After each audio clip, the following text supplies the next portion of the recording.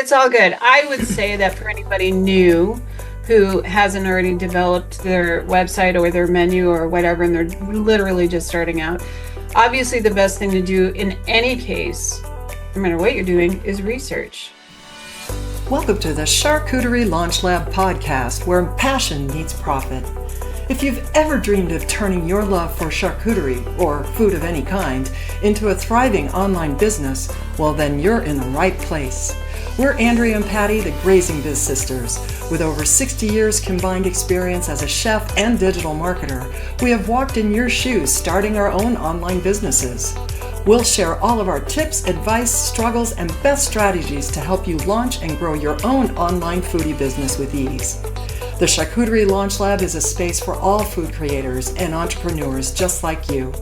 Let's dive in and get your yummy business launched online, one board at a time.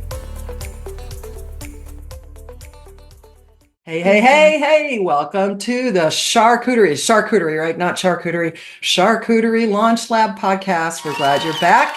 We are here for our second podcast. Yay, we made it through our first one and got it live. It was pretty cool. We got it live on Spotify. We got it live on Amazon. We got it live on Apple.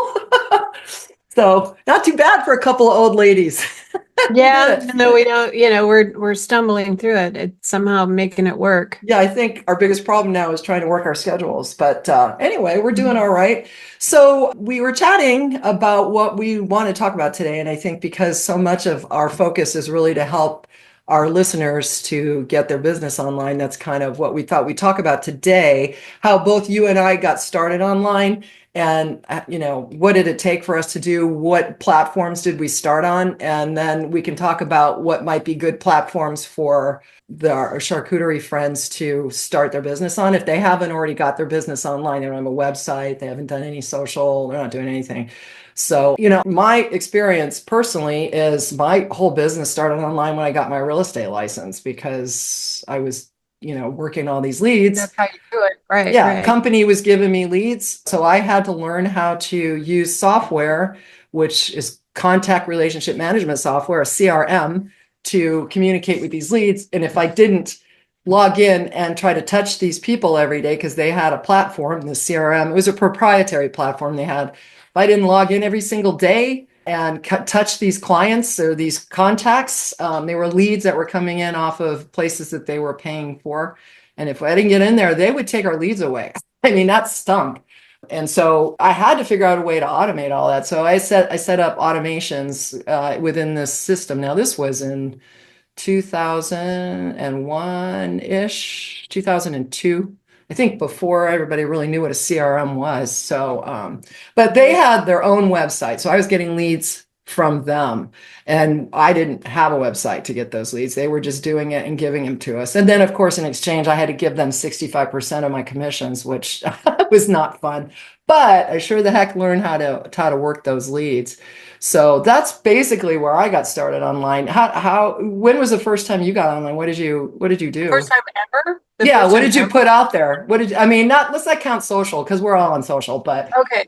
Well, so I can't even remember, honestly. I mean, I never really I was never a salesperson before owning my own business and stuff.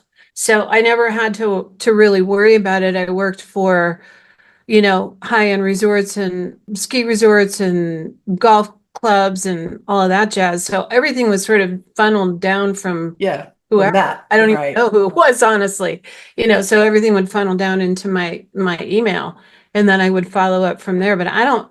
When you started, but you went online selling products. So what was the first platform? And so I only started doing that like 3 years ago or whatever.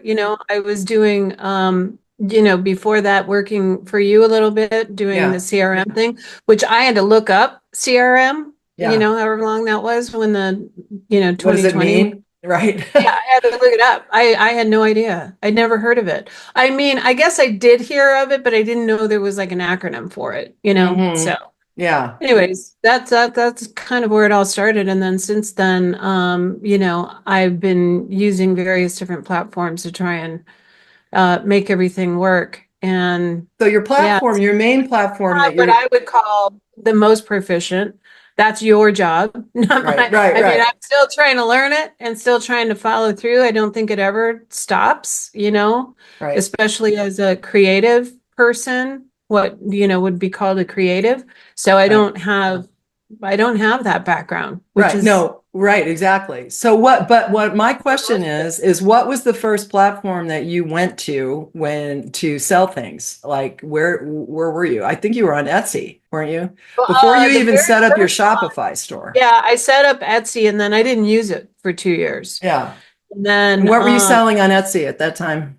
and what was I selling? That's what I said. Just, I the other day I asked you I that can't even and remember. I think I just threw my you sold earrings those up little because like what I books. had on. I You sold those little children's recipe book. I did do that, and those are still on there, and those are actually on Amazon too. But those were not the first products. I think the first ones were probably the earrings. I think I started with the earrings and the bookmarks, and Okay, I do so all book inspired stuff. what So if you could go back and think about your struggles with getting online, what would have been your biggest struggle when you if you can remember when you were in there? First, you didn't know what a CRM was, but that's okay because that's kind of an, yeah, and I was, but yeah, I'm not using that yeah, anyways. But but my biggest struggle yeah, was just learning the ins and outs of taking pictures and doing the description. Now everybody's got AI. I mean, you can make it so much more simple by just plugging it into any of these AI, softwares that you've got, and it'll shoot out your description with the keywords and everything. yeah, right. Whereas me writing that, like I was like, huh, having to just look everything up and try to figure out the best way to get in front To of sell it, people. right? Because Yeah, there's get in front of my tagging.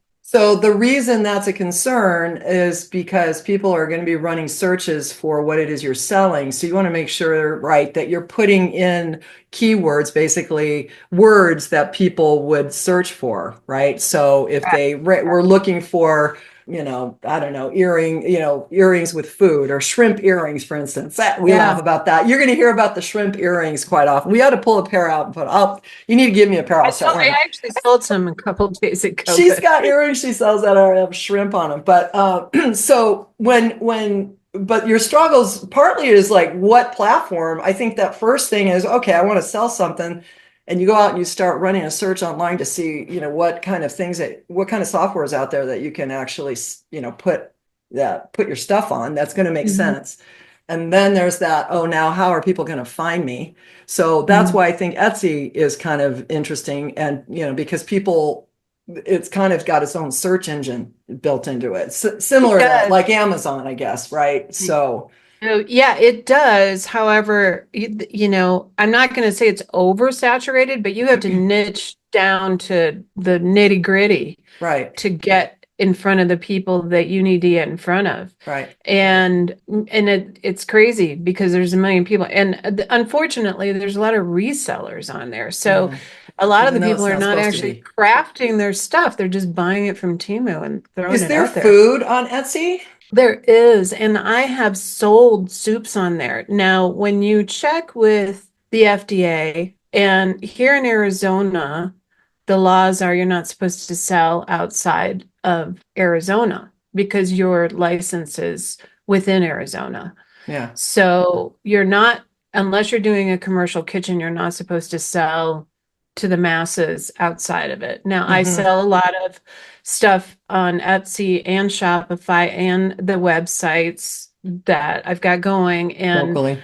a lot of that stuff just, I am selling locally, but most of my sales are coming from markets and shaking hands and kissing babies. With regard to your prepackaged stuff, right? Not your Yeah, yeah. charcuterie I don't, boards. That's I don't different. push any, yeah, in the charcuterie boards, I have the, The signage, website. yeah, with the website and everything Yeah. on when I do a craft fair, which I'm not doing as much of. Right now I'm Yeah. doing it because of Christmas, but I don't do that year round because it's Right. taxing and, you don't always get your money back and it's a lot of extra work. But this time of year, it's good. Right. So balancing the charcuterie boards with everything else and squeezing everything in, you really have to, stay on top of it. Well, it And the depends best on, way to yeah, your do that is with a CRM because you have to have that calendar rolling and in front of you all the hmm time. Right. Well, and if you had a platform, and of course, guess where I'm leading with this. If you had if you had a platform that you could actually open the door and walk in and have all the templates and everything, because I'm listening to you talk about your images, that's bad enough. The fact that, in fact, I'm in the middle of recording the course. And one of the things I brought up was, and you told me to do this, is the images. Like, so if Mhm. you're brand new to this and you're trying to get your website up, and you got to get images on there, but you don't want to go out and spend the money to build these boards just to take photographs of them. Mhm. It's the first time you've ever done it, and you just didn't take pictures all this time. I would guess a lot of our listeners have already done a lot of these boards and that they've already taken photos. So that's great because you can obviously use those photos that you've taken if they're decent looking for your site. But it's funny to me that you said the hardest thing was getting your descriptions and the images done, because that is so important, right? They're going to the website and that's what they're expecting to see. But what I was talking about was if you didn't have images that you could at least you could use some, I guess, pre-built images from like Canva and just zero in on them. They're available to use it so that you're not actually showing the board itself, but the just, A small components, portion the of it. Yeah. ingredients for right now, just zero in on it, Mhm. right? So, but with that being said, you've got the photos. Now, what about designing? Like, I know you were on Shopify, right? You went on Shopify. You still have a Shopify site out there in addition to the one you have with the charcuterie business. But the just designing that, like how hard was that to go to Shopify and try to get that set Yeah, up and figure out what you were doing over there? yeah, I never did that before, Yeah. ever. Who does? I And mean, rarely. People, if you're in the food industry, yeah, I remember the days, way back in the day when I was working for a grocery store consulting firm, like in the 90s when I first even learned how to be on the internet. And we were working off of like a 9-inch screen or something, 10-inch oh my Apple screen. gosh, you're really telling your And age that now. was brutal. It was brutal. When you were And at the grocery store, yeah, you were working with the grocery I was, store. yeah, Yeah, overseas. I was yeah. working off of this Apple and trying to just, do 3D rendering and all that kind of nutty stuff on that little teeny screen. Anyway, where was I going with that? Just learning it's just like anything else. Right, You have to take your time, you got to learn it, you got to do it right. I mean, you right. can't You don't throw it want to put aside. something out there that's going to look, It, it, cheesy.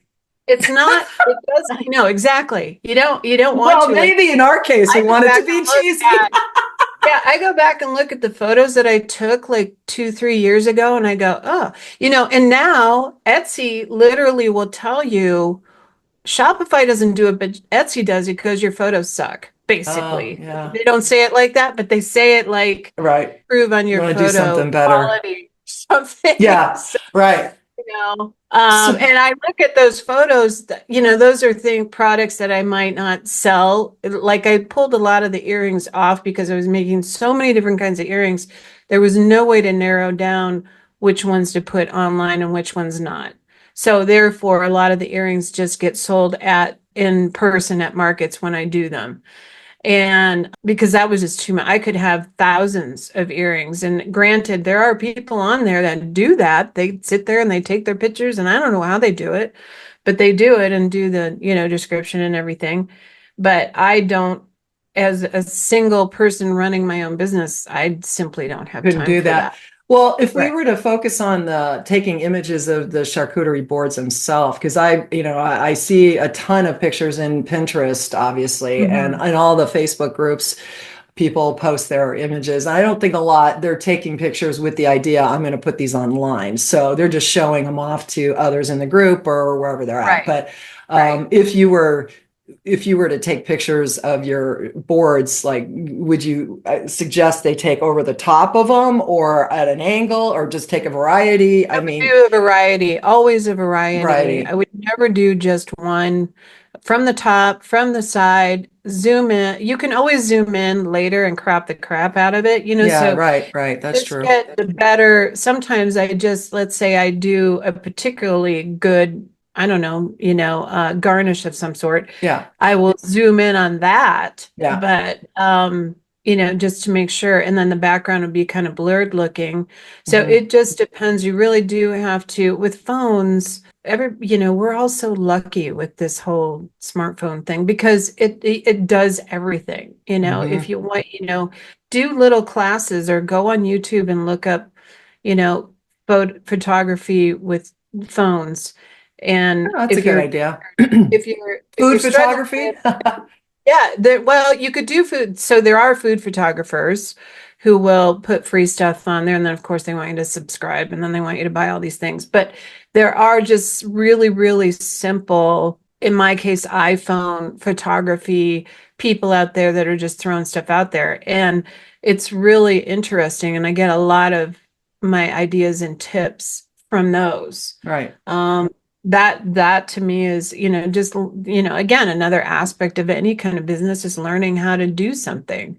Mhm. And then becomes so much easier after you do it many, many times. Yeah. And I understand the issue with people, okay, you're so focused on getting that charcuterie board out for the first time and or whatever, having a customer and you get it there and then you forget to take a picture. I cannot tell you how many times I've delivered Yeah. two people, charcuterie boards, whatever it may be, as in my lifetime of catering, and then forgetting to take a picture. Yeah, darn it. Yeah, Walking because away. that's like Oh, you crap. see you can do, you just did it, right? And the video too. I mean, if you can Mhm. take your video of it too, that would be a great thing because just having, especially if you're setting up big tables and things at events. Especially, yeah, I Yeah. would do the grazing board video. And from that video, you can screenshot. So, Oh yeah, it true. don't necessarily, if all you have time for is to do a fast video, then do it, and then go back and pull the Yeah. screenshot. Right. May not be the best quality, but it'll still be better than cheating and, Better than, yeah, AIing. yeah. I mean, yeah, you don't really want to put AI on there. We built templates You that have can, some but I AI. wouldn't, Yeah, I if you mean, can everybody's avoid going it. to tell. Going to be able to Yeah. tell.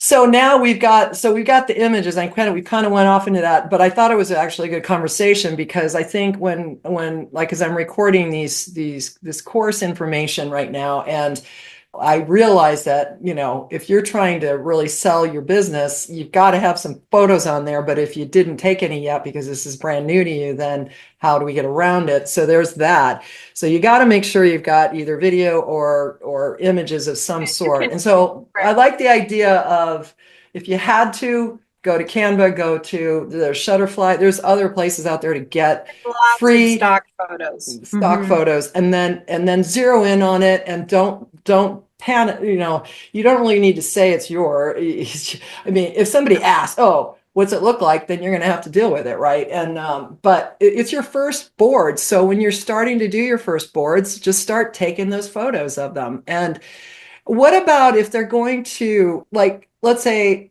they know they have a Valentine board coming up, or I'm sorry, they want to sell Valentine boards, but they haven't actually created any yet, but they've created boards. So one of the things I was doing was pulling up pictures and then overlaying in Canva some accoutrements, right, like you like to Yeah. say, for the little decorations and things like that. So I don't think that's against the law. There's nothing against the law when it comes to There's this, but you nothing, don't want yeah, to deceive people, whatever I you think, is the want. bigger thing. Just whatever, I would say, whatever you do put on there, you want to make sure that it's something that you can reproduce. Don't Right. put something on there, obviously, that you're just like not question, I'm not sure how to make that, Yeah. or, definitely don't do Yeah. that because you will always get yourself in trouble Yeah. with that kind Well, like I said, I hope that the most of the people that are starting their business or have already started and just want to kind of ramp it up have already got photos of their own that they can take. And Yeah. I would just say that even if you don't have anything set up for Christmas yet or New Year's or Super Bowl or these upcoming holidays, whatever they are, that you can always list it out right in the description of what's going to be there. So, and I don't think anyone's going to go, wait, we didn't ever take a picture. I don't know what it looks like. And if they Right. do and they have a problem with it, then I guess you could actually make the board. And I don't actually, what about, hey, here's an idea. What if they made one board and they had all the decorations for, the upcoming holidays, and they just kind of replace the decorations out on the one board so they can get the images? How about that? I think that wouldn't be a bad idea. We do that. Yeah. Yeah. Something that I isn't mean, going to that's a cost great you. idea, Yeah. for those people that are just starting out. And the next thing you know, I mean, once you get, let's say you get 4 orders, I mean, that's almost enough to fill your Yeah. website with multiple Take pictures different from different angles, different corners of the angles. board. Right. Right. Sometimes you're just going to take a picture of the bowl full of jelly. I mean, Oh, yeah. Right. it doesn't have to be anything complicated. That would Yeah. be the thought. Don't Yeah. don't over. Yeah. Okay, cool. Well, now then just getting those pictures on. So I think the key to is, and because I'm a website builder, when you're starting to think about creating the size of those images, you can take them and put them into Canva, which Canva, if you don't know what Canva is, people, you need to. It's like the best thing since sliced bread, next to ChatGPT, I think now. But that is a free editing software basically to help you create a beautiful product, images, graphics, logos. You can actually create landing pages and websites in there, but I'm not a fan of that. They don't look that great, but you can do it there.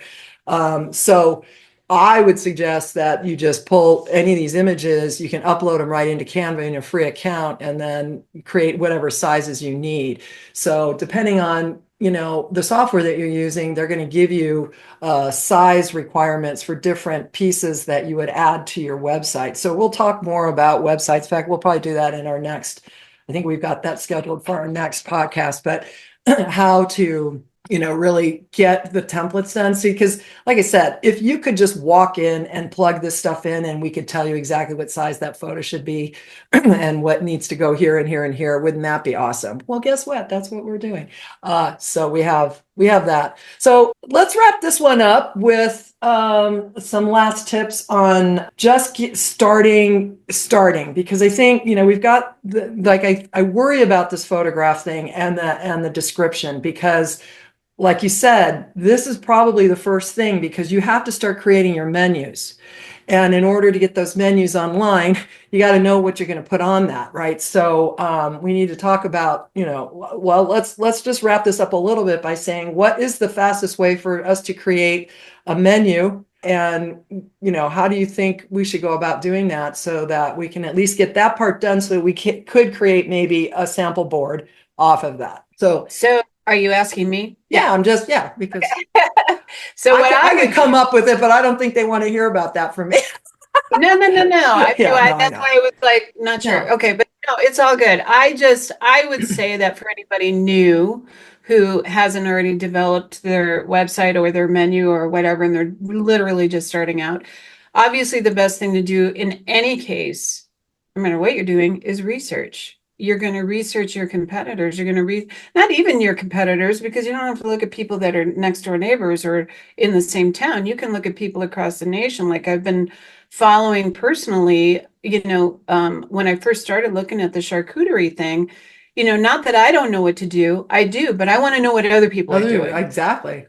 Right. So, you can take their ideas or how they're setting it up, because I guarantee they did exactly the same thing, did the research, figured out how they wanted it set up and said, hey, this makes sense to me. Whereas, you may want to do it totally different, but it's always good to have, all these examples in front of you and go, I really like the way that person did it. Right. And kind of throw it together in your own way. That's how I would do it personally. I think Pinterest is a great place to start. Yeah, you could go over there because there's so many ideas there on Pinterest, and just see what others are doing. Put together like a menu. Of course, ChatGPT, like you mentioned.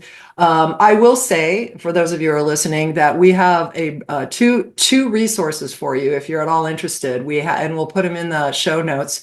We have two resources, and one is a charcuterie calculator that our brother, who is he's retired now, but he is like an Excel pro, created this based on our requests and requirements to build up something that could help people figure out what kind of things would you put on the board.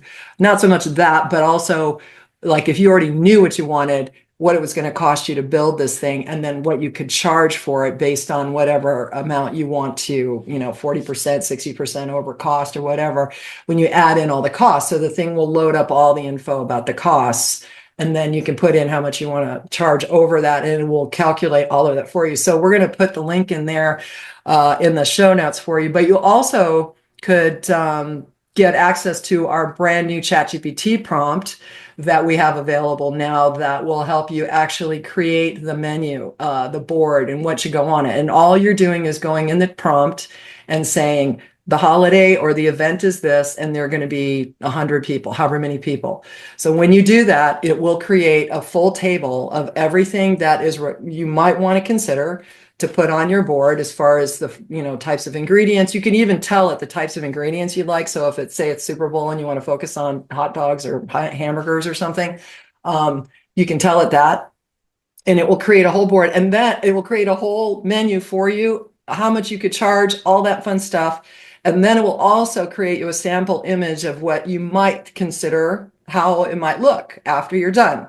Again, it's all AI, so just keep that in mind. But the board creator itself actually is pretty awesome. So I think if you're interested in that, just the links here are going to be in the notes. So definitely tap into that. And with that said, I think we've kind of covered like those first basics of, all right, our first issues. We got to make sure that we know what we're going to sell. So get your menu together, start getting your photographs figured out, how you're going to do that.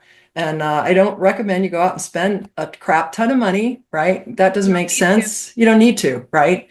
To get all that set up. You really could probably do all of this for free with your phone, like you said, or go find free available photos out there, which Canva's one, Shutterfly, I think they do a free stuff. There's Pixabay, there's a few out there. Even if you paid a little bit for it, it's, it's not hard. And there's just so much available out there to get you what you need so you can get that part set up. And let me say one last thing, ask you one last thing, and that is, if we were going to start a brand new site, should we have like 20 options for boards, or should we have one board with 3 sizes? What would you think would be the smartest thing if we're brand new at this? Yeah, don't overwhelm yourself. One board, 3 sizes. Yeah. Maybe a few different options for upgrades on the cheeses and meats and decorations for holidays, maybe. Yeah. For an event, a birthday. I would not get nutty, because you can always get nutty later when you're more confident about what you're doing, right?